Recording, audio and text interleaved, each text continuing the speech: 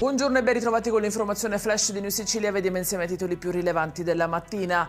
Non si arresta la scia di contagi da West Nile virus in Sicilia. Un nuovo caso è stato segnalato recentemente nel Messinese, esattamente a Giardini Naxos. Il contagiato è un turista in vacanza nella località Pietrenere.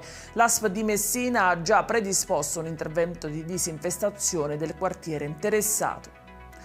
Duro colpo invece quello sferrato stamani dalla Polizia Postale di Catania nei confronti di 3 malviventi ritenuti responsabili dei reati di associazione a delinquere finalizzata alla truffa e sostituzione di persona. Avrebbero comprato merce senza pagarla simulando ordini da una società di logistica per 300.000 euro.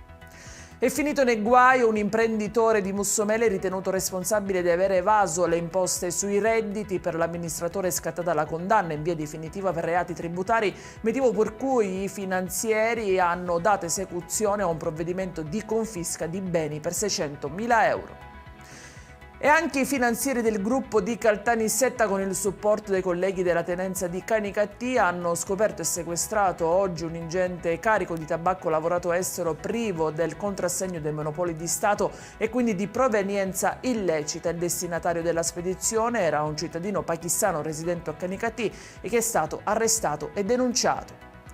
In chiusura le condizioni critiche di un bambino di 7 anni che ieri a Favara, nell'Agrigentino, esattamente nel quartiere San Vito, avrebbe perso il controllo della bici finendo contro il muro di un'abitazione. Trasferito nell'isoccorso a Palermo, dovrà essere sottoposto a un delicato intervento.